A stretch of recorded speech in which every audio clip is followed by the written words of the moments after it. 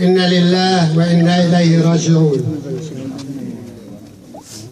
من كامد اللوز التي وقفت دائما مع قضايا الوطن، من كامد اللوز التي قدمت الشهداء، من كامد اللوز التي تصدت للعدو الصهيوني وسطرت بطولات وملاحم، من هذه التلال وهذه الجبال وهذه السهول التي سقط فيها عشرات القتلى الصهاينة، من هذه البلدة الصابرة نقول أننا لن نضيع الاتجاه.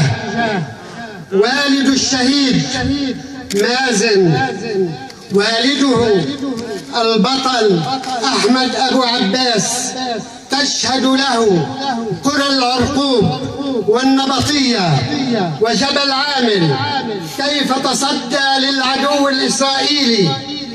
كامد اللوز تؤمن أن الدولة بكل أجهزتها يجب أن تكون عادلة وملاذا لأبناء الوطن جميعا. تؤمن أن هذا الوطن يجب أن يكون لكل أبنائه. شكرا لكل من وقف معنا في هذه المحنة، ونسأل الله أن تكون شهادة مازن مقبولة عند رب العالمين. والسلام عليكم.